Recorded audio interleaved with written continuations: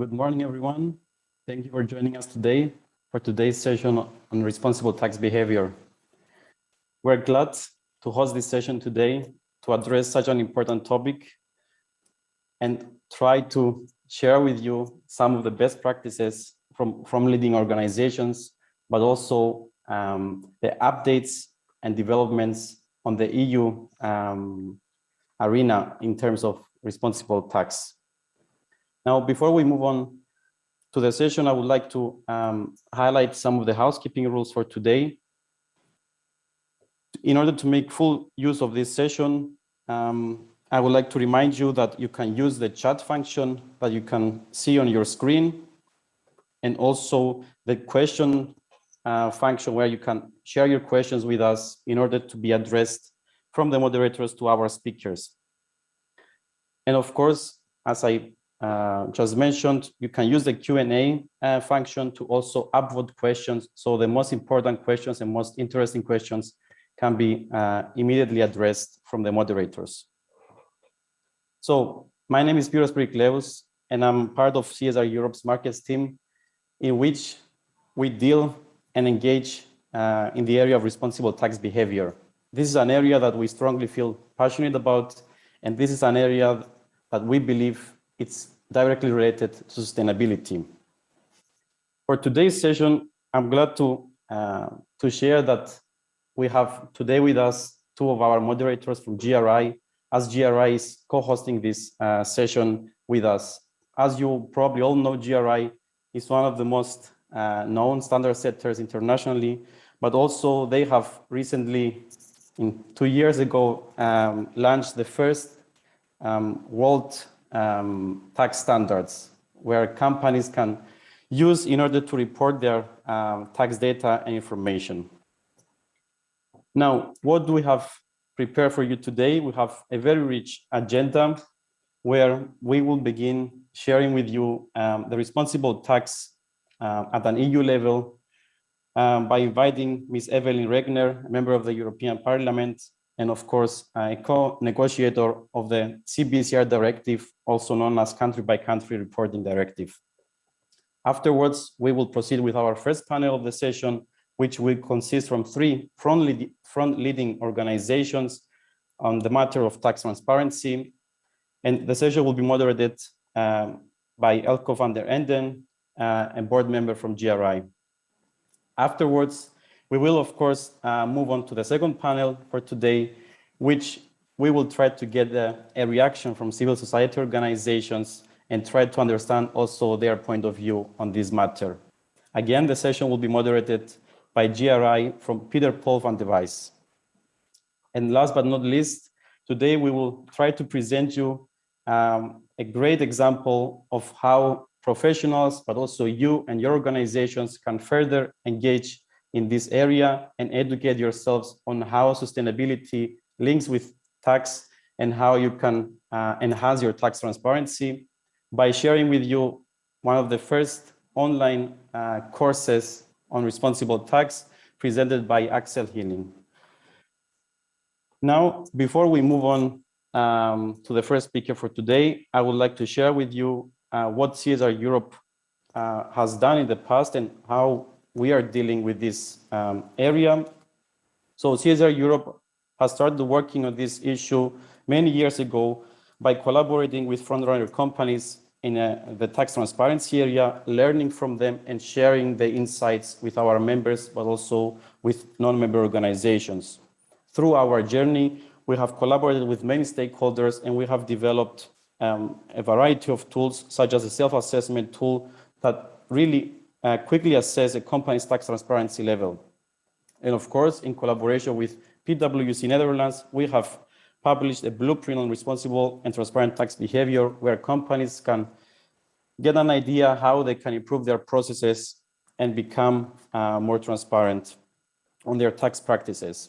And of course, on a constant basis, we are keep informing our members through webinars on the latest developments, on EU developments, also international developments and other initiatives that might be of interest.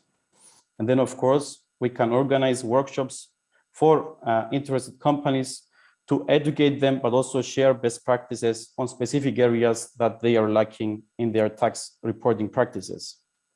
Now, with that being said, I would like to give the floor to Ms. Evelyn Regner, a member of the European Parliament, to share with us the state of tax transparency in Europe and also maybe some insights on the CBCR directive. Ms. Evelyn, the floor is yours. An excellent good morning to all of you. Great that I can participate at the SDG Summit. My name is Evelyn Regner. I'm an Austrian member in the European Parliament. I'm a social democrat. I'm a trade unionist, feminist. I just say that because that all is going together. I'm working already for many years on reporting on tax justice. And I see that as an utmost condition for every system that tries to be as fair as possible, that it has to be transparent. Transparency is a key in order to really go also for redistribution. And I'm working already, and therefore I just say that as an introductory remark, for many years on reporting. So on the extractive industry, when we worked on the transparency directive, accounting directive many years ago, and also on all forms of non-financial reporting. I was the rapporteur of the company law package, which we concluded at the last of the legislative period, that has to be implemented and has to do a lot with getting it as much as possible impossible that letterbox companies come into existence. And this is all very much linked to tax evasion, tax avoidance, and to all forms of not paying taxes. So transparency, no more letterbox companies. This is something that is on the top of my agenda. And insofar, I would like to give you a very short overview somehow of the history of the public country-by-country reporting directive. For me, it's very important always to mention that it is on public country-by-country reporting or not CBCR, it's public CBCR. As it came into existence, where we are right now, and what we are pushing. So my goal, and I think this is something we're sharing all together here, is to change the narrative. And I'm really so convinced that this has been happening or is about to happen right now with the going for a minimum corporate tax that we just are saying we come from 0 to 15%. And of course, I would like to go far further to 25 at least, because otherwise companies are still profiting as they are doing all the time. And as we saw yesterday in the hearing we had in the FIS committee, that there are still very loudly speaking tax experts who say we need to go for a shift from the corporate taxes to VAT or to taxes on labor, because it's easier to get taxes from those who are not mobile. Enterprises are mobile. And I think what I'm pushing very much, what you're pushing very much is, no, that's not the question. Taxes are always about redistribution. They're about fairness and about shifting the wealth of a society to those who should also participate to that in order to tackle all those climate and social and whatever challenges we do have. So on public country-by-country reporting, I really would like to tell that, because otherwise it's forgotten. We were fighting so much already before LuxLeaks, Panama Papers, and all those terrible scandals popped up for more reporting obligations in order to achieve these goals, more tax justice, but also more inclusion, for example, of consumers or workers, more diversity in boards in order to go for better distribution. And we were working, and this is going back to the last legislative period, even from 2014 on. This was introduced when we worked on the shareholders directive. And for me, it's very important to go there, because Sergio Cofferati, who was at that time pushing very much public country-by-country reporting as a precondition to say yes to the shareholders directive, introduced it there. So it was me together with some other colleagues who said, no, we need to do that now. And I think this is so important because we all know we need global reporting standards. We need more transparency. We need more openness, more awareness, what companies are paying, what they are not paying, in order also to work on their obligations to pay taxes. But this was introduced at that time. And we in the European Union, we never wanted to introduce rules that are only applicable for European Union big corporates or whatever. We want global rules. We want global reporting. We want to introduce a global approach because otherwise it will always be very, very difficult to go for tax justice also in developing countries, for example, but everywhere in the world, as well as in Europe. So we were pushing that very much. And after LuxLeaks, Panama Papers, there was sort of a spirit there. And I just had the impression at the time being that it was the Commission President Juncker who said, okay, I'm right now really in a very difficult position with the situation on taxes in Luxembourg. I let do it. But it was the European Parliament, really the Parliament. It was not the Commission. It was no member state who was really so much behind it, that we pushed for this public country-by-country reporting.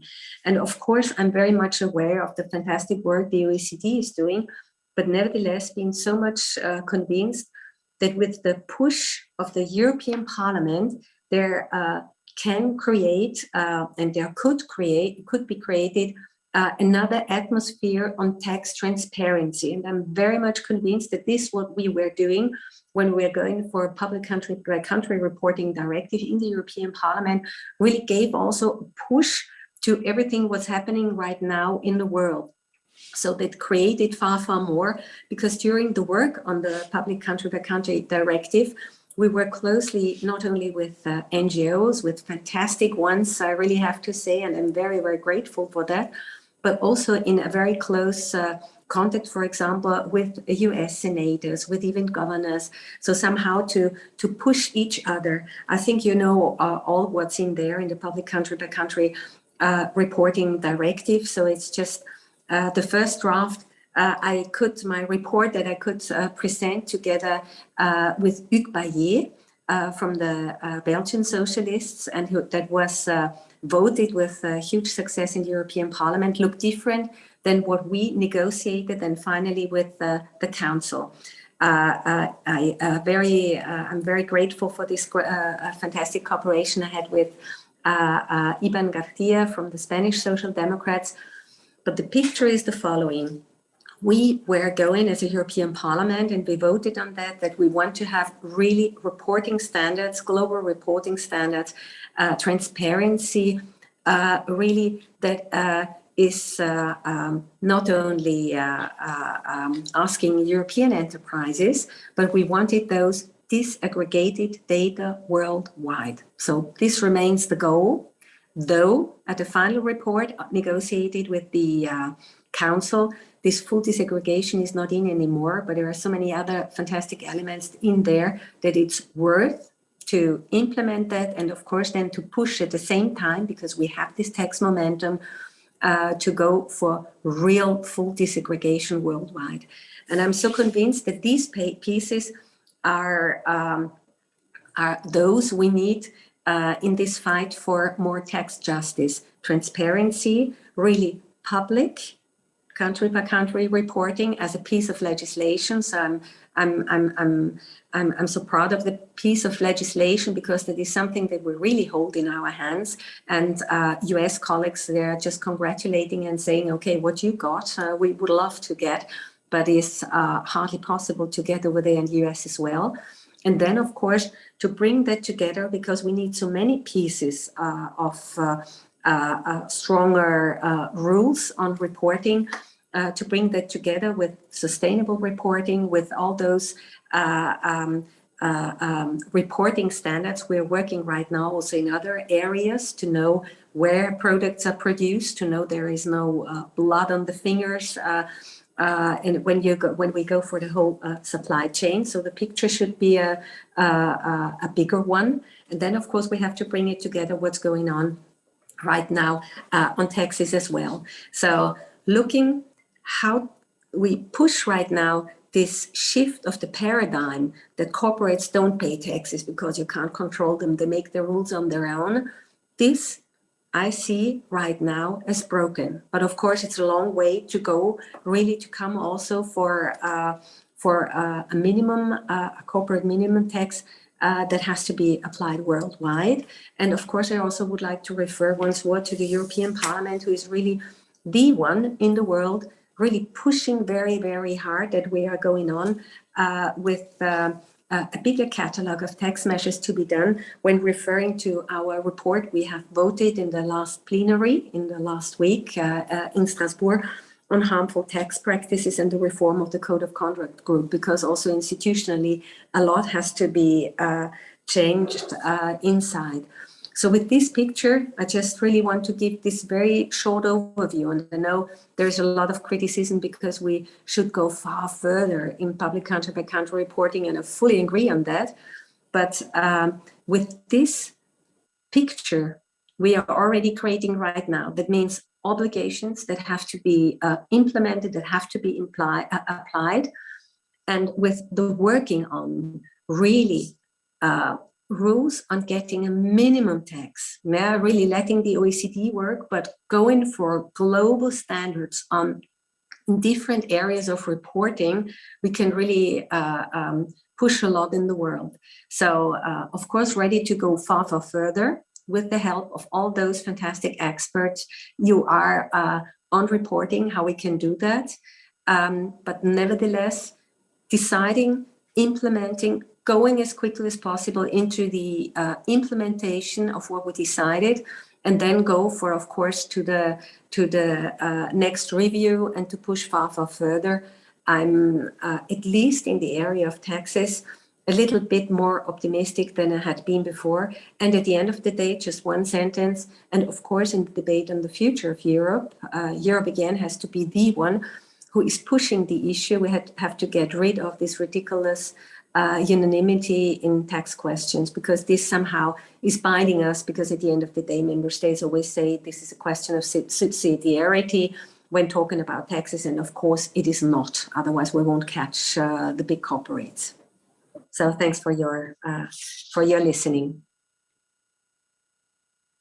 Thank you, Ms. Regner, for setting the context of this roundtable. Maybe just a quick follow-up question.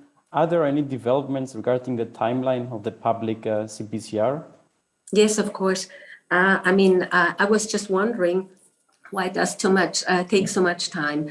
The Portuguese presidency had been very ambitious after having taken over the presidency. So they were just looking around, where is something already in the chest of drawers, ready negotiated, and we just have to push. And it was really a big thing what they were doing concerning diplomatic efforts in order to getting a majority in the council.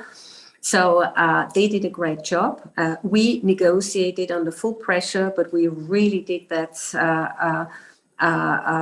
in a good way in order to get on board as many as possible. So in this we have done our job. Council has decided, you know that. In the European Parliament, we have voted in the committees. And now I was just always wondering why we don't have it already in the plenary. We just got the information. There was so much to do for the interpreters. So it was not only not with the interpreters, sorry, with the translators, that's the appropriate word, with the juridical translation. So therefore it was taking some time. We ended up at the end of July. So normally it should have been voted in the 1st of October week. So we're still waiting. And now we just get the information that but it's not confirmed yet, that it has to go back to the committees and to be voted in the committees, because there are rules of procedure that are saying that it's not necessary to go to the plenary, But as meanwhile, the negotiated result had been already accepted by the council, there is, according to the to our rules, the necessity to go back to the committees, and then it's done. We go to the committees as soon as possible. So I just get the information. This should be done right in October, and then to the next plenary. So I hope. I was always hoping that we can do that in the October plenary, but it will be very probably the November plenary of the European Parliament. Thank you very much for your response, and we are looking forward in seeing this piece of legislation passing by. Now, I would like now to present our next moderator for today's panel discussion. And of course, I invite Ms. Regner to stay and listen to the interesting presentations from all our speakers and maybe interact with them if possible. Now, without further ado, I would like to introduce Elko van den Enden, a board member of GRI and a co-writer of GRI 207 tax standards. Elko, please. Thank you very much, and good morning, everyone, for this 30-minute session that will contain a lot of interesting insights by a very capable and very good panel. And I would like to introduce Alessandro Bucchieri, who is heading the tax department of ANL, Anders Tegelberg of Vattenfall in the same position, and Tjeerd Krumpelman of ABN AMRO, leading the global business advisory, reporting and engagement activities of the bank. This session will start with two short introductions by Alessandro and Anders on their, let's call it, respective roads and visions towards tax transparency. And in the meanwhile, I would also ask Tjeerd already to, when they have finished their short contribution, because it needs to be a bit interactive, and knowing the wonderful story of ANL quite well, you can talk 3 days about that topic. But Tjeerd, from your role, which may be a bit more holistic, looking at the profile of your function, how do you decide what is of interest to your stakeholders, and how do you decide your stakeholder community when it comes to ESG reporting of the bank? So with this introduction, I give the floor to Alessandro. Thanks, Elso. I will stay in 5 minutes, promise. I cannot see the slides on the screen, but very quickly, I just prepared one. I will comment just the first slide. Okay, it's there. Just to give you an overview, and we started more or less this journey, because this is a journey now towards transparency and responsible tax behaviors. We started the journey 5 years ago, more or less in 2017, and the trigger was the cooperative compliance program in Italy and Spain, which is based on having a public tax strategy and also a tax control framework that you should present to the tax authorities. And then, so when we started this work to stay on those regimes, when we quickly realized that transparency is really a keyword in the tax field. So transparency within the company, because you have to involve CEO and board members and in strategic tax decisions, and letting them understand what is behind the complex rules in the tax regimes in different countries. And then you have transparency toward the tax authorities. So you have to, let's say, open your books, and especially when you have those tax regime, the ability and the possibility to discuss ex ante your issues, and being transparent, it's really key in order not to avoid later on risks and litigations. But then when we recollect all those figures or those numbers, then we thought that there was value in being open, and there was no risk in being open and transparent also with the public, and just give everybody the information that we were giving to the tax authorities. And so we started to publish our first report, total tax contribution report in 2018, country by country. We started with 10 big countries of our operation, which covered at that time 90%. And now, with the latest transparency report, we publish with the 16 main countries a full range of information country by country, and then also which are covering 98% of our revenues and tax paid. And so we publish a kind of huge report, which is 100 pages, maybe too much at this stage, but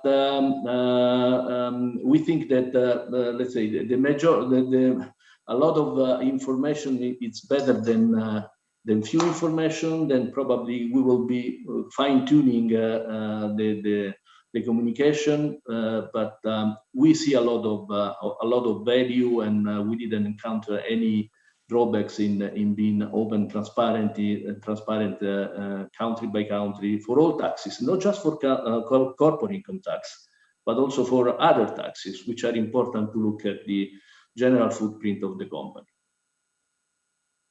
Thank you very much for your introduction. And indeed, if people are interested, I would strongly also recommend them to go through the annual report, which consists of a load of very, very useful and very detailed information. Anders, floor is yours. Having also read your sustainability report, where you were announced to start reporting also under GRI 207, like Alessandro at Enel. Yes, thank you. Happy to be here, happy to join this session.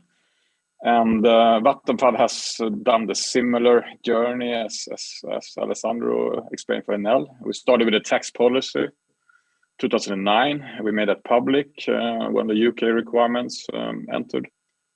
I think that is the first cornerstone to be tax transparent, to have a tax policy approved by the board. And then along with other initiatives, we started to make voluntary total tax contribution. We had a CSR section in the annual CSR report.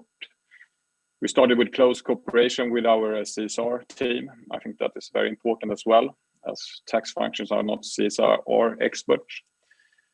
And for us, that was easy because a lot of our businesses is regarding sustainability, and but the area is not so easy to discuss, of course, because there are a lot of black and white, not so black and white areas when it comes to what is tax planning that every company and individual does and should do, or required to do. And then you have the aggressive tax planning that is on the eye of the society, so to speak. And then you have tax evasion, of course. And then you have, of course, complex financial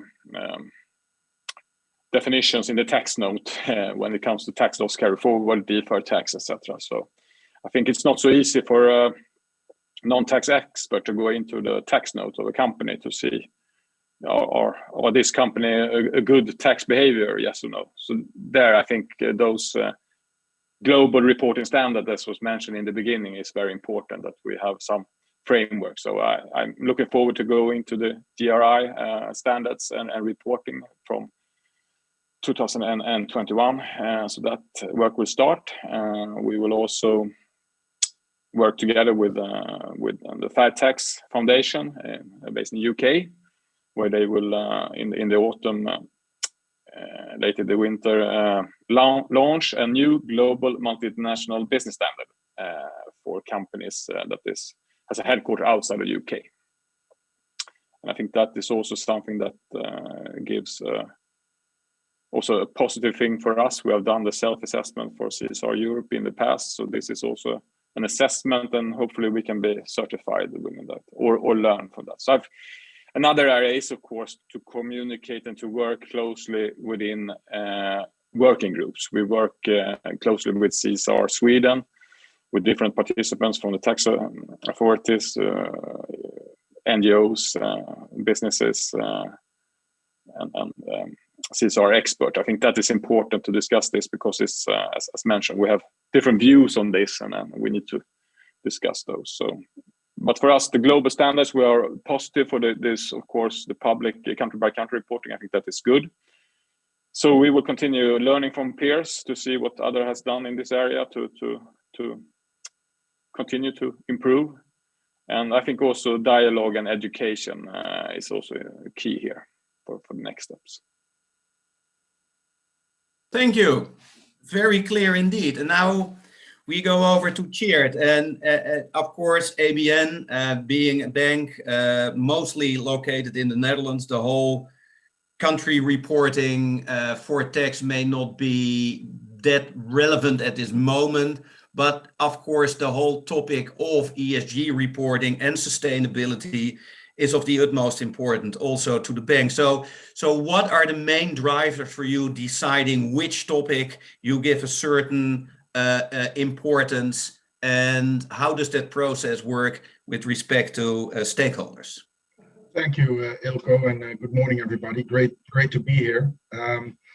So embedding sustainability, including the topic of taxes, into the strategy of a bank and taking into account these different stakeholder views has actually been the process that we have been on for quite a while at ABN AMRO and been working towards. And with this slide as kind of a result. So embedding sustainability into the core of our strategy and embedding it into purpose as well. And I'm not going to read everything out loud, but just this purpose part, banking for better for generations to come, and then relating it to fair taxation. And in the case of a bank, our biggest impact, also tax-wise, but also on other material topics, is in our client portfolio. So at the middle pillar at the bottom of the screen, you see here supporting our clients' transition towards sustainability. That is very much relevant for us as a bank.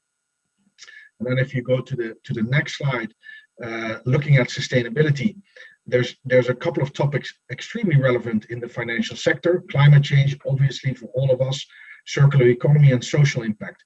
And for all these three topics, you could also think about taxation, right? So what is the relevance of fair taxes related to climate and carbon taxation, just as an example. And on social impact, there's a lot to say there about fair and just taxes. Now, looking at taxes from a banking perspective on the next slide, I borrowed these from my tax colleagues, actually, so they're not my slides, but this is the way that banks look at these different definitions. So there's tax planning, there's aggressive tax planning, there's avoidance, and there's tax evasion. And on the right side, you see the bar going from green to red. And on this right side, you don't want to be there as a bank. But there could be a difference in how we treat our own taxes. So sustainability, people would call it scope 1. I don't think that applies to tax, but sustainability people will know what I mean. And you could have a different view on what you do for your clients. And on the next slide, I've tried to share those differences. So we're staying away from the tax evasion part altogether. But on tax planning, we have a role to play in advisory services to our clients. Even in mortgage payments, there is some tax planning to do. On the middle part, on more aggressive tax planning or tax avoidance, for clients, we'll discuss it, but there's no active involvement for ABN AMRO. So for our own taxes, we don't want to go there.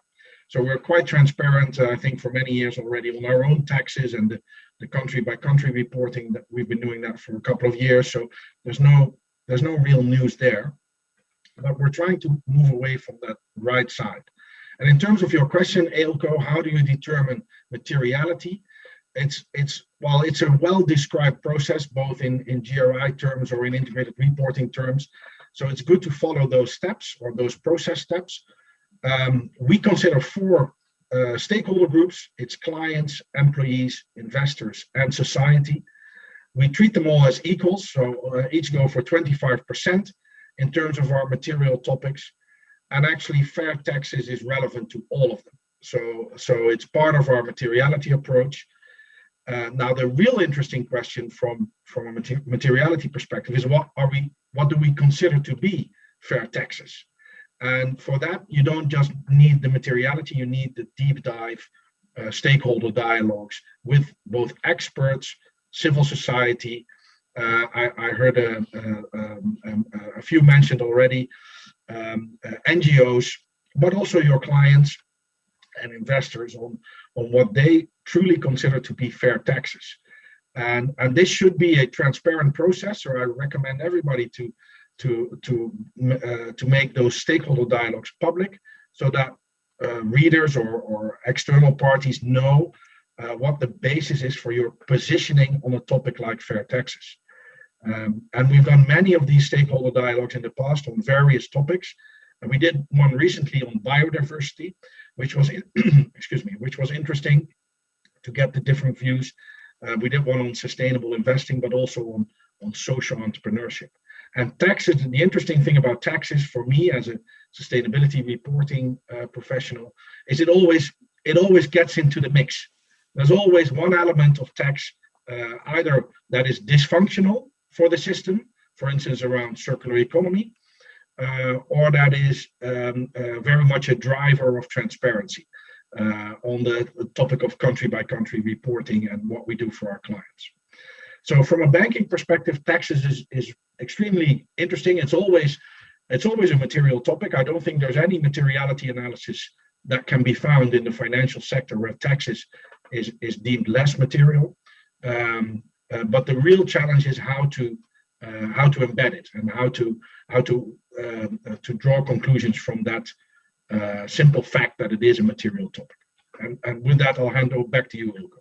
Thank you very much. And I see we don't have enough time for all the questions that are popping up, but let me try to put some context to your story and align it with tax of the larger business. And in this case, you mentioned the topic of materiality. Alessandro, have you an idea why so far, if tax is indeed such a material topic, and I guess both for financial as well as non-financial, why the large rating agencies have not taken yet tax into account and give it more weighting when they assess the investability, so to speak, of larger businesses? Or do you expect that they will in the future? To be frank, frankly speaking, I don't understand why it has been so difficult up to now to consider material the tax behavior, the tax information for sustainability. It's really surprising. For when I started to discuss this with our experts in sustainability report, I was really struggling to understand this. To me, there is no materiality discussion here.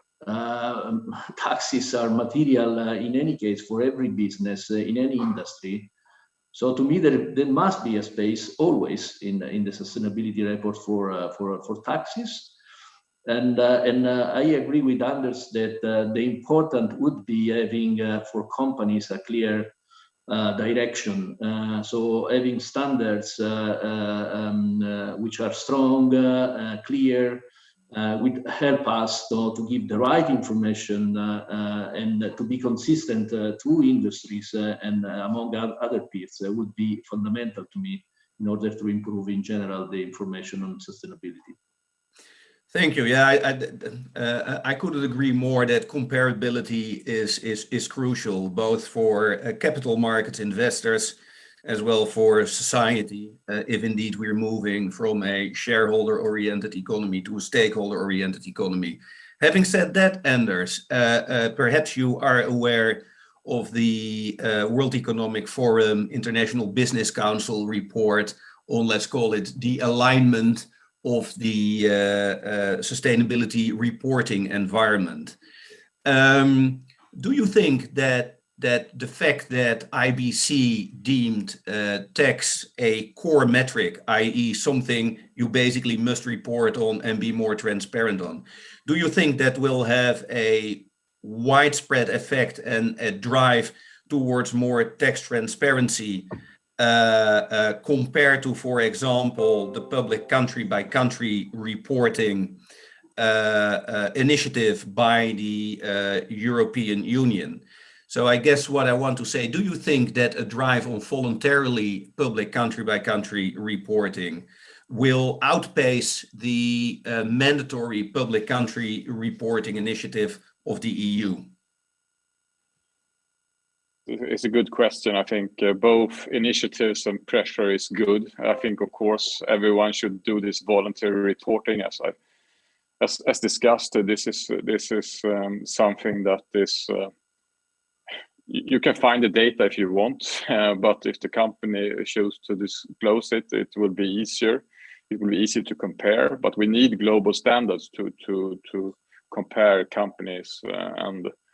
For this, I think we need this mandatory push for public reporting, and then we can take further steps in other voluntary disclosures in this, because that is not the final step, but it's an important first step to get this data in. As Alessandro mentioned, if you have a 100-page report, maybe that is too much, and so we need to keep it simple as well. So, and for me, as being also a private person, I would like to see which company, when I choose to do my purchase, which are a good tax behavior, and that is not easy because that you don't have that laboring into. But for me, I think it's a competitive edge if you are transparent. Thank you. Thank you for your wonderful bridge to Chert. In fact, because Chert represents a financial institution, they make investments. Is tax being incorporated in investment decisions when it comes to sustainable finance? And if yes, how do you assess whether or not the tax behavior of your investees is of the level you would like to see it? Yeah, so sustainability is an integral part of the assessment of our clients. We assess them along the route of low, medium, or high risk. And the higher the risk, the more questions or the more due diligence we will ask. Tax structure is also always a part of the analysis or of the deal. And I would actually disagree a little with the first question on rating agencies or banks assessing the tax or embedding tax-related questions in their analysis. I see a lot of ESG raters as part of the governance part of their question, really asking more and more detailed questions on tax, and that goes for banks as well to our clients. So I think the whole shift towards more transparent tax, and I'm quite envious of a 100-page tax report, and I hadn't read it so far, so I am going to read it. But I think transparency is key here, and it will definitely pay off going forward for the institution itself, but also related to the financial sector making investment decisions based on transparent disclosures. And of course, as you know, as you all know and mentioned already, comparability is a challenge there, but we can compare on transparency, right? So when a company discloses or they don't, that at least should be a sign. Thank you. And I'll go to a question that we get from the audience, and a very political one and a very tax one like. So Alessandro, I'm afraid I have to ask it you, and the next one then I will have to ask Anders. So the first question is basically summarized, and it's more from a geopolitical point of view. It's about the minimum rate and the alignment of the international tax system. Is that a good idea? Because aren't small countries then being discriminated because they cannot take care of their own revenue streams anymore? Well, let me say that my only concern is that I fully agree that having a minimum tax is a good way now to have let's say a good competition among states. But you have to have somehow a floor there. But then I'd really like to make sure that the mechanism to measure this 15% takes into account also some tax incentives, which some developing countries, also let's say developed one, are giving, for example, to some industries. Now I cite mine, but I think it can be extended. So if you have a tax incentive which promotes the, for example, for renewable business, and so you have 2-3 years tax exemption if you build new renewable plants, then I think that some incentive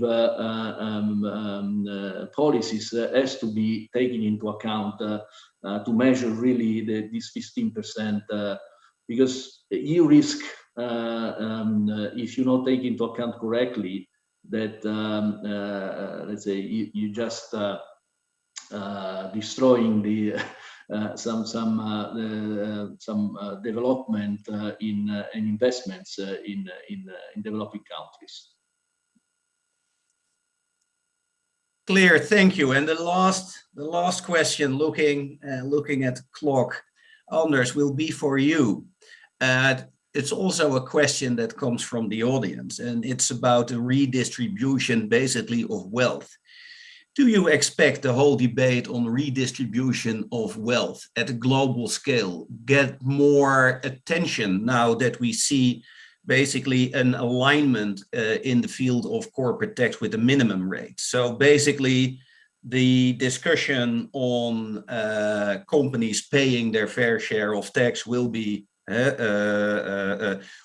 mitigated more or less by a global rate. Then will we see a shift towards tax as a tool for redistribution of wealth? And I guess the question also means at the level of individuals. Very political question.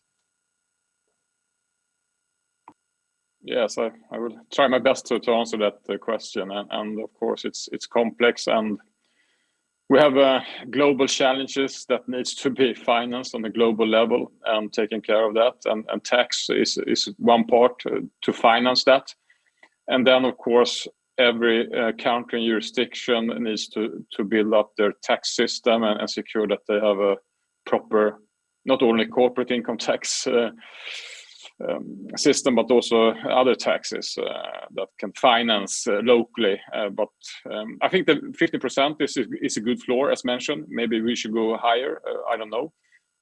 But still, and also as Alessandro mentioned, we need to also consider other tax incentives and tax credits that are there for doing good investments locally, and that, of course. So the key is, of course, to pay the taxes according to the value creation where you have your customer and your revenue streams, and that is, of course, a challenge in the digital economy. But if you have a physical power plant, that is clear. So I don't know if I answered the question, but in broad picture, I think it's a good step, but we need to do more, of course. Or it is. Politicians need to move. If you would have answered the question to perfection, I wouldn't have known that you would have done, and I think you would have been eligible for a Nobel Prize for Economics. So I would like to thank everyone in the panel very much for their contribution. The time is up. Now I will give the floor to PP, and I'm going to utterly disappoint you. PP does not stand for Panama Papers nor for Pandora Papers, but just for Peter Paul. Peter Paul, floor is yours. Ilko, thank you very much for the introduction. It's my pleasure to be here and take over the second part of the roundtable this morning. And while listening to the discussion now, it almost sounds like we have actually planned the session to perfection. Ms. Rechner started this morning about tax as a as a tool for redistribution of wealth to those who also need to participate in society. So for her, it was a given. And then Ilko ended the last panel with the question about wealth distribution. Is it a tool? And I think Anders started addressing that in the direction that I think Mrs. Rechner will appreciate. So it's a very nice bridge to now look at civil society's view on the role of tax and hear the views from Chiara Putaturo from Oxfam, and she's the EU Inequality and Tax Policy Advisor, as well as Olivia Lally, Senior Policy and Advocacy Officer of Eurodat, and hear their views on the role of taxation, or partly in terms of wealth distribution and dealing with poverty, but also I want to pick up on some of the questions that Ilko asked earlier and ask them for them. But let me start by asking Chiara to give her views in general on what Oxfam is doing and how Oxfam views these developments around tax and tax transparency. Yeah. Hello, everybody. Thank you for the invitation. I'm very glad that the topic of redistribution came so strong in the previous panel, because it's actually the reason why civil society organization as Oxfam works on taxation. So we see really a strong link between the problem of corporate tax avoidance and inequality and redistribution. For different reasons that I can briefly explain. The first one was mentioned by Ms. Rechner. So if we decrease corporate taxation, we have to find resources in other kind of taxes like VAT or taxes on labor that can have a higher impact on the poorest segments of the population. Then second, we don't have to forget that tax revenues fund public services that are mostly used or proportionally by again the poorest part of the population. I could add also that public resources are used also for infrastructure that companies also are using and need. And third, from a more international perspective, tax avoidance can have an impact also on inequality between countries. Why? Because developing countries, the cost of tax avoidance have a proportional impact that is higher for developing countries if we compare it to their GDP. So for all this reason, we consider we consider important and key for our mission to tackle inequalities. It's important to work on to limit corporate tax avoidance, and we do it as Oxfam mainly trying to influence policymakers. Ms. Rechner's met us a lot of time for example for the file of the public country by country reporting. In general, we try also to push for a more progressive tax system. But we do recognize that companies play a role too. They can be more progressive sometimes of government. In the case of public country by country reporting, we see that companies are implementing it with global disaggregation of information, something that at European level the member states were not able to achieve. And just I would like to mention some examples of cooperation that we have with companies. For example, in Spain, we have a really good cooperation with the Repsol, that is oil and energy multinational companies. And so with them, we try to improve the public country by country reporting, but we didn't stop the cooperation on just on transparency, because as Mr. Bucchieri said before, so it's really a journey. So the tax transparency offers the possibility to the companies to reflect about, in general, the tax planning. The company, I think, has to ask itself, is there, can I justify my presence, for example, in a tax haven? Is it justified by a real economic presence? And this is what we are trying to do, for example, with the Repsol. We started a dialogue about their presence in controversial territories, and we start implementing with them an instrument that Oxfam Spain developed with other partners, and that is the tax responsibility thermometer, that looks exactly at the so what is in general the effective tax rate of the company, but then in particular on some indicators on the presence of the company in some controversial territories, how many employees they have, how many profit, revenues, what is the profitability, for example, and to see if there are some red flags, for example, high level of profit with really low number of employees, and if the company is able to justify that.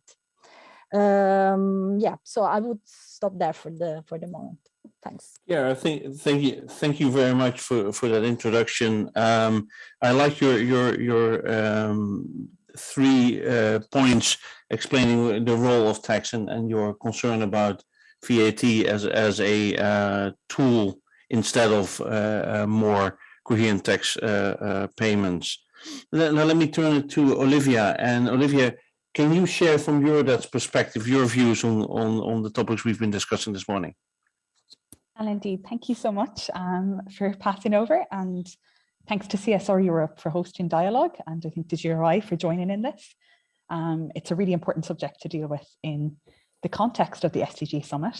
And maybe just to say, in response to your question, that Eurodad is a development finance network, but we also act as the Secretariat of Tax Justice Europe, which is the European regional network of the Global Alliance for Tax Justice. And here in Europe, we have more than 70 civil society organizations, activists, trade unions, including Oxfam, working on this issue of tax justice for exactly the reasons that Chiara has just shared, because this is absolutely critical to redistribution and to addressing inequality within states, but also between countries and regions. And I hope it's okay. We've heard already from Ms. Regner about the recent political developments at EU level, and we've heard from businesses about their experience with voluntary disclosure. And I could say this is a timely debate for sure, as the COVID crisis has added so much more urgency and political attention to the issue of large-scale corporate tax avoidance. But I do think we need to be clear that this problem is far from solved. And this has been a dialogue that we need for much too long. And I think we already know the answer to the session title. We know how companies can disclose publicly information about responsible tax behaviour, and we know why this matters. So I wanted to expand a little bit and bring the discussion into the realm of why mandatory public country-by-country reporting is good for everyone, including the private sector. So I might share a couple of brief points on that and then look forward to the discussion. And I mean, the reason why mandatory reporting matters is because one of the key problems with the corporate tax system, which Ms. Regner and Ilko and Chiara already referred to, is the secrecy surrounding information about where corporations do business and what they pay in tax in each of those countries. And this problem could be very easily addressed through the introduction of public country-by-country reporting, because it would allow everyone, including citizens, policymakers, but also investors, shareholders, workers, journalists, and researchers, to see information about where corporations are doing business and what they're paying in tax in each of those countries through the country-by-country report. But I think transparency can help to support a level playing field, to support investor confidence, and to support public trust, all of which in turn are supporting business. And that's why I think there's a really strong case for mandatory public country-by-country reporting. Perhaps I can make a brief point on those, but I think it would be really interesting to hear some reflections in the discussion. I think in the context of our discussion today, it's important to address why we believe mandatory reporting is essential. As we've heard, GRI has introduced a tax standard to its voluntary reporting templates. And we've seen companies already using this in the previous panel. And this includes public country-by-country reporting, which shows that lots of stakeholders and lots of corporations are already responding to stakeholder demands for transparency. And this is such a valuable tool for businesses to demonstrate a commitment to transparency. But this type of voluntary reporting comes with lots of different styles and different levels of disclosure, which makes it impossible for customers and investors, for workers and for other stakeholders to compare information and get an accurate picture. And I know we've already heard about this in the previous panel, but this is why mandatory reporting would ensure that all companies share equivalent information and that this is comparable. And for us, I think that a really important point here is that this would allow public focus to expand from individual companies to understanding how the tax system as a whole is working, and to shift the narrative from individual companies' practices to political responsibility, which we know is a key point here, and I think which has already come up from the questions. And I think it's impossible to talk about public country-by-country reporting without addressing the strong demand from many investors for mandatory reporting. We see investor advocates spanning commercial investors, institutional investors, and ESG investors, because this data shows an insight into whether a company's performance is based on sustainable economic activity, as well as an insight into the operational and the governance approach of a corporation, as we've heard from the previous panel, and I think an important insight into the level and the tolerance of risk. And actually, during the negotiations that Ms. Regner spoke about, institutional investors representing $5.6 trillion in assets under management really strongly called on the EU to introduce real and full public country-by-country reporting. And of course, one of the reasons why investors are advocating for new mandatory reporting is because the existing rules have failed to provide them with the data they need. For example, we have the OECD mandated country-by-country reporting, which is secret and it's only available to tax authorities. And as you've already heard, the EU has recently agreed on transparency rules, which will oblige companies to report additional information about their activities in some jurisdictions. But it is misleading to refer to these rules as public country-by-country reporting, since companies will not be obliged to report on activities on a country-by-country basis for all their countries of operation. And the reality is that this means investors and all other stakeholders will continue to have an incomplete view. So we're not only seeing investors, of course, advocate for public country-by-country reporting, but we've also seen examples of divestment.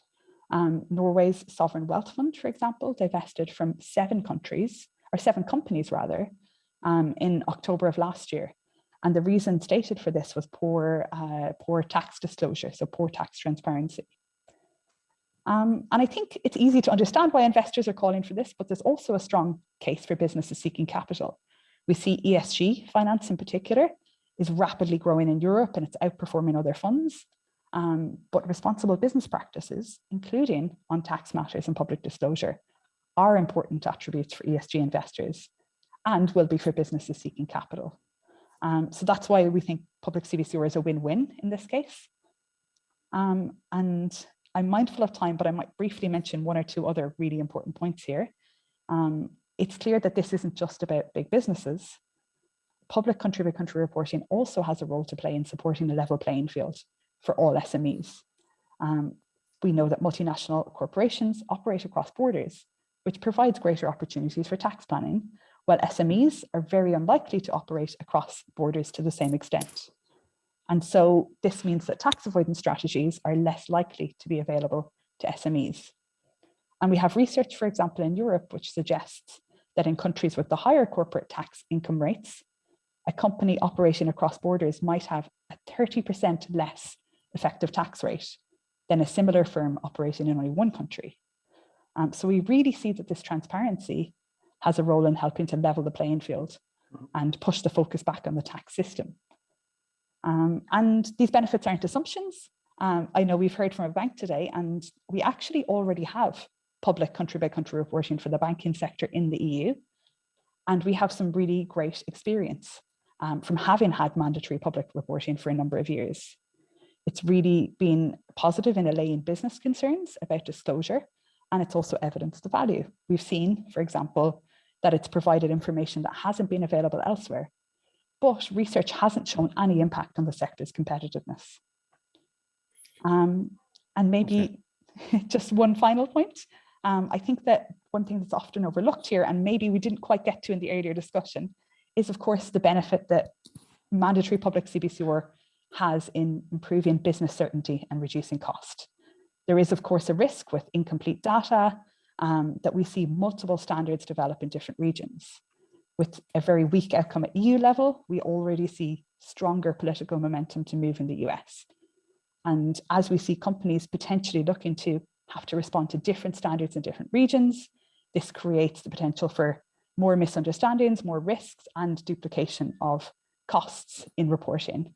Whereas having a single public standard means all relevant stakeholders can access accurate information, reducing the opportunities for misunderstanding and the compliance costs. So we really see this as beneficial. So I will summarize, but I think it's really important to note that this is a valuable disclosure tool for businesses in demonstrating responsible tax behaviour, but it extends beyond these commonly addressed benefits. It has an important role in access to finance in future.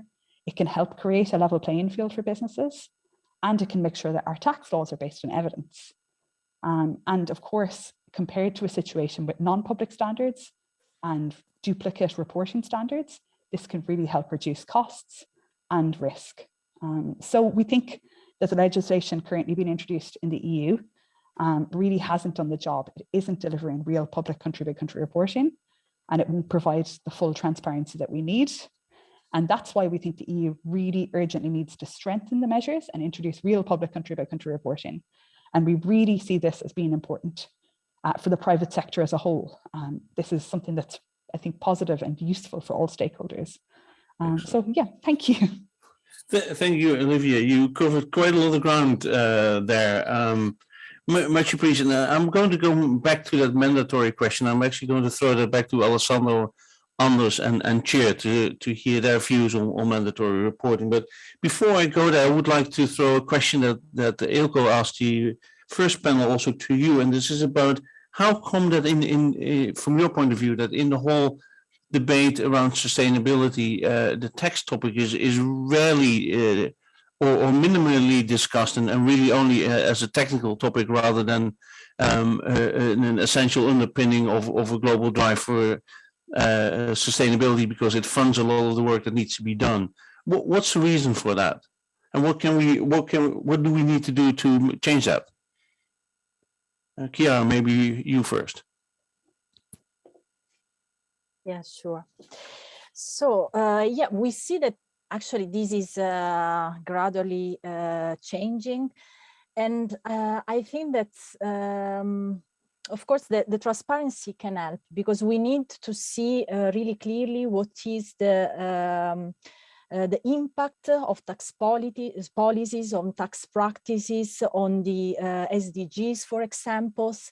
And I think in this also the company can help. We have talked about public country-by-country reporting, but there are other fields where companies can introduce transparency. And one, for example, is the impact that the tax policies have, for example, on developing countries. This is a field that maybe has not been explored yet. Thank you, Chiara. Olivia. Yes, I mean, of course, we really agree with that. And I think, I mean, the framing of this question is interesting. I think that the mandatory nature of reporting is really related to strengthening the tax system, because it's only by having this comparable information and the systemic view that we can have evidence-based policymaking and that we understand how the tax system is working. And the reality at the moment is that all the relevant stakeholders don't have the transparency needed to really get a complete picture. So I think that this does allow different stakeholders to enter and understand what the tax system is delivering for them. And I think it also enables people to understand where there is injustice and how we can move the tax system towards actually funding a sustainable future. So, I mean, I think these things are intrinsically linked. And I think for businesses, there are benefits, but I think also for policymakers, we have the situation where parliamentarians, for example, can't necessarily see how tax systems they enact are actually working in practice. And that creates uncertainty, that creates opportunities for tax planning. And that also means that we don't really understand the extent of the problems we're trying to address. Excellent. Thank you for that. And I agree. There's still a lot to be done on the development, but I do think that where the EU is heading specifically is moving in the right direction. What I would like to do is actually take your comment, Olivia, around mandatory reporting and throw that back to the three members of the initial panel, because I heard Chiara also mention that she said in a lot of cases companies are actually leading governments when it comes to more tax transparency and being open about it. So it'd be very interesting to hear the views from Alessandro, Anders, and Tjeerd on mandatory reporting and whether they would support it and whether they agree with Olivia's point that there is actually a business continuity benefit there that it's and how that informs their views on this. Maybe Alessandro first.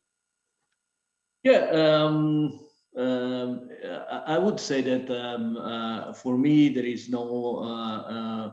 I mean, I don't see any drawbacks in mandatory reporting. As I said, voluntarily we are already giving information country by country on corporate income taxes. But I'd like also to add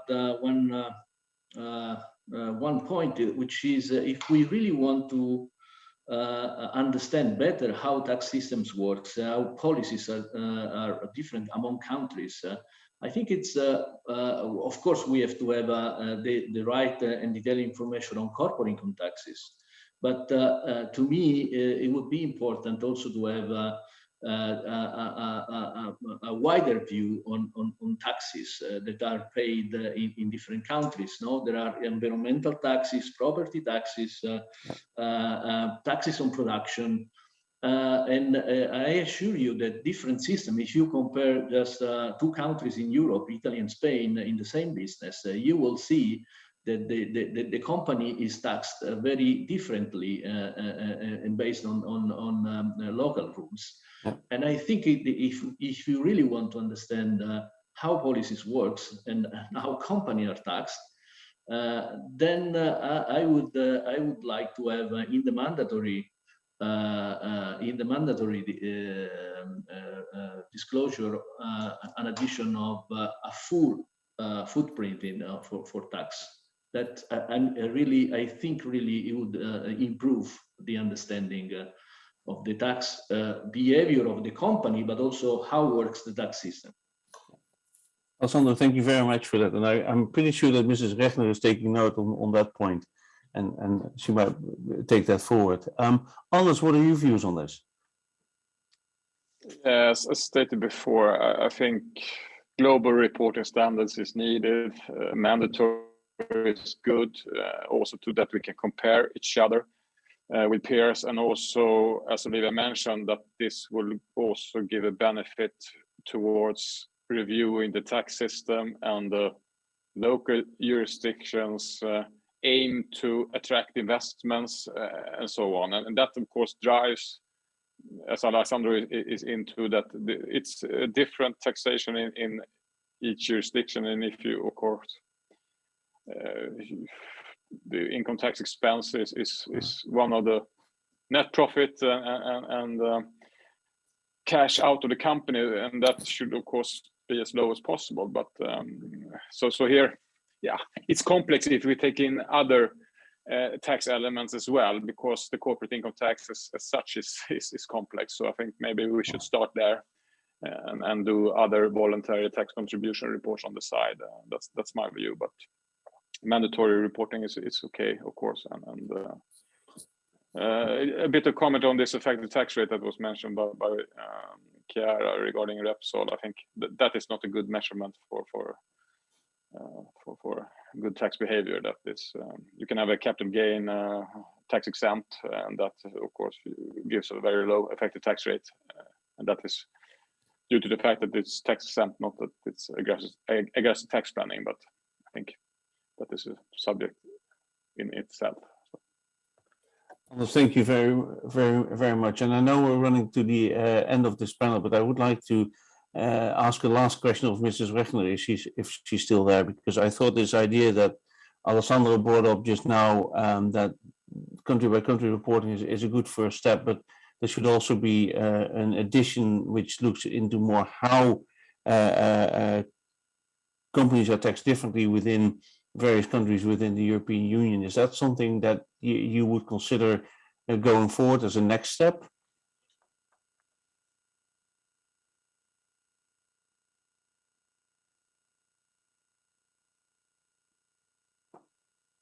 I'm afraid that Mrs. Wegner already left. In that case, let me thank our panelists, Olivia and Chiara, for the contributions, and hand it back to Spiros.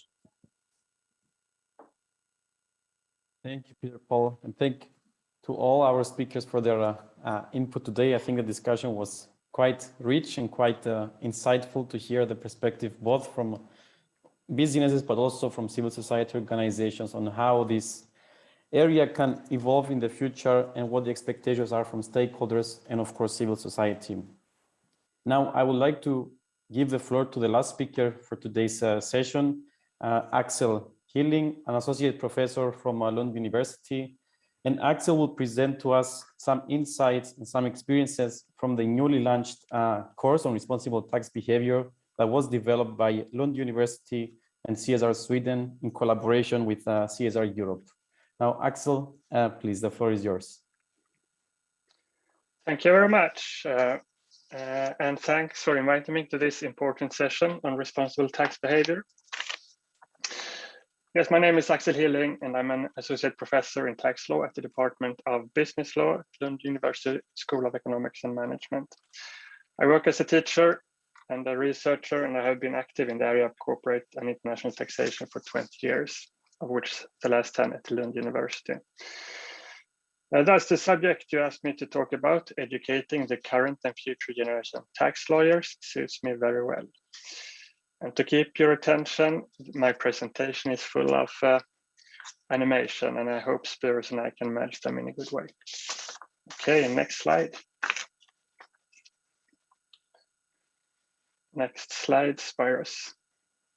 Thank you. Yeah, the outline of my 10 minutes is as follows. First, I will shortly describe the traditional way of tax management and why a change is necessary.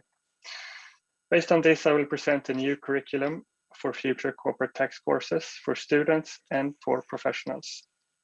I will end my presentation by emphasizing the benefits of thinking new in future tax management.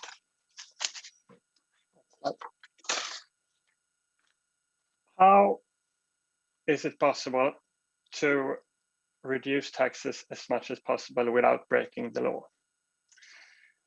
This is the question that traditionally has been guiding the tax departments on multinational companies. This is also the question we have taught our students to answer. In extreme situation, you can use the legislation to manipulate the legal system to your favor, often referred to as gaming the system. Unfortunately, this traditional view does not take into consideration that corporations have other stakeholders than the shareholders, the society and nature, for example. An unreasonable focus on shareholder profit maximization hurt these other corporate stakeholders. As you can see in the animation, they turn black. A narrow shareholder focus is in that sense irresponsible. So the next slide. A responsible tax behavior means that all corporate stakeholders should be taken into consideration when formulating the company's legal strategy. The goal of the strategy is not to cut taxes as much as possible. It is to contribute in a way that is considered fair by all corporate stakeholders. In that way, the tax strategy benefits vulnerable stakeholders, and the strategy becomes a vital part of the company's sustainability activities. And the stakeholders become colorful again. My colleague, Professor Anette Alstad-Sæther from the Norwegian University of Life Sciences, and I are convinced that future tax professionals must apply a more holistic perspective in their tax behavior in order to contribute to sustainable development. Thus, we developed a new course on corporate taxation, a course where all corporate stakeholders are taken into consideration and with a clear focus on sustainable development. Our students loved it. As you can see in the hearts turning up here, they were very happy to have a new perspective on corporate taxation, and we had more than 1,000 applicants from all around the world when we had the course last summer. So, encouraged by the students' enthusiasm, we decided to adapt the course to suit those who work with tax and sustainability issues in companies. To find companies that are interested in a transition towards sustainability, we started a collaboration with CSR Sweden and CSR Europe. The course contains 10 hours digital material divided into 3 modules. The first module, Set the Scene. Here we discuss fundamental concepts and points of departures for responsible tax behavior.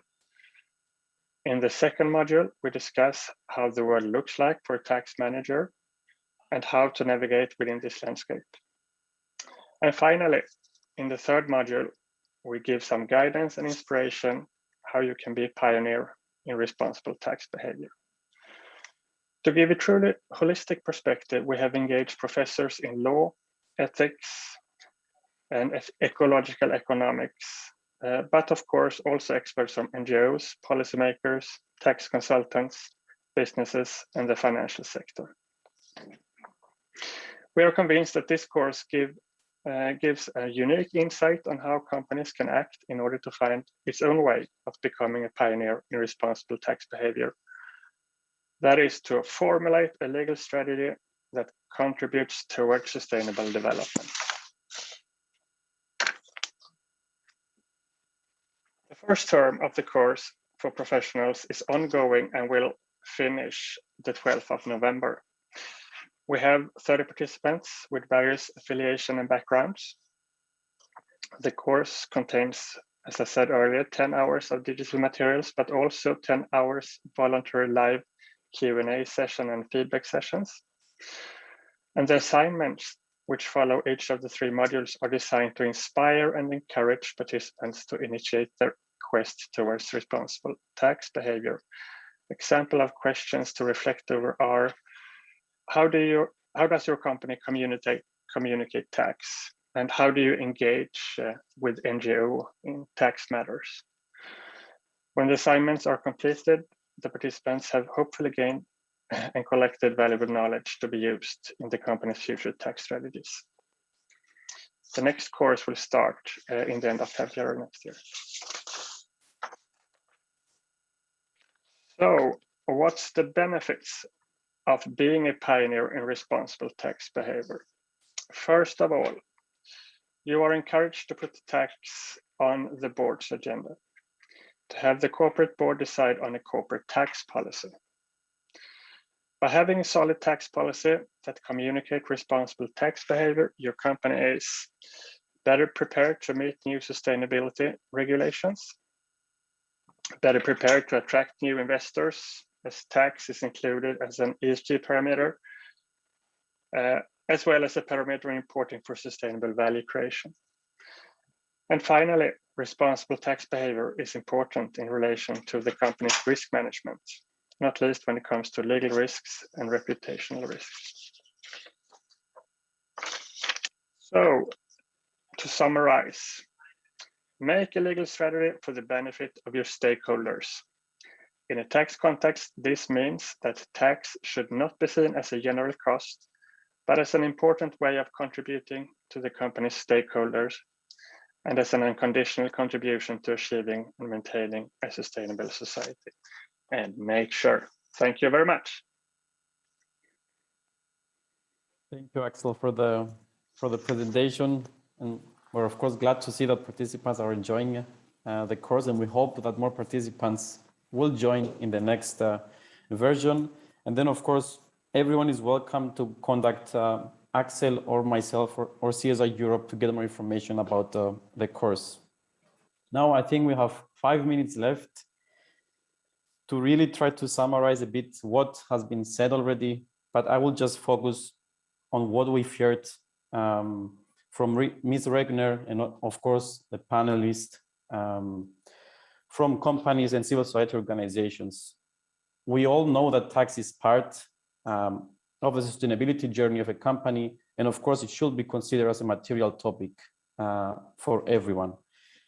There are many benefits for a public CBCR, and some of the benefits that were mentioned already from the panelists is of course the support for a level playing field, not only for businesses and multinationals, but also for SMEs, as Olivia pointed out earlier on. And of course, meeting the expectations of stakeholders, and in particular investors that are currently seeking this information in order to make more ethical and more sustainable investment decisions. And as the panelists rightly mentioned, businesses can really attract more ESG investments and be able to present their business in a more comparable way by having the possibility to report their tax data on a public basis. Now, we all know the benefits of taxes on society and the impact they can have as they fund the public services. And then, of course, the infrastructure and healthcare, as we've seen already from the current pandemic, how important it is to support the government in setting up the right processes and the right implementations to support society as such. Therefore, I would like again to thank our speakers for their contribution today. It was a really interesting discussion, and we really hope to pick it up again in the future as this field will continuously keep developing. And for our participants, I would like to remind them about the other sessions that are taking place this afternoon, but also in the next few days. We have the high-level plenary sessions that EU commissioners will attend and share their perspective on their respective DGs, and of course other interesting European but also national SDG roundtables that they cover different aspects of sustainability. And of course, I would like to highlight that you can make the full use of this session by networking with speakers, but also with other attendees, and create this peer-to-peer environment where we can learn from each other and try to collaborate and advance our sustainability performance together. And that is why you can also engage with CSR Europe and also have a look at our website, but also on the Summit platform through the CSR toolbox. You can see and learn what CSR Europe is engaging in terms of tax, in terms of other sustainability matters, and how we can support your organization, but also how we can work together in this area. And last but not least, I wanted to share with you a couple of services that we provided in the past, but also we are providing currently. And I was glad to hear that stakeholder dialogue, as mentioned by Geert, it's an important tool for companies to discuss their internal matters and get an external verification from their stakeholders. And that is something that CSR Europe very well knows how to do it. Therefore, with that being said, I would like to thank our participants for being with us today. It was a pleasure listening to all the speakers, and we hope that you will enjoy the rest of the sessions of this year's summit, and hopefully see you soon virtually or in person. Thank you all again.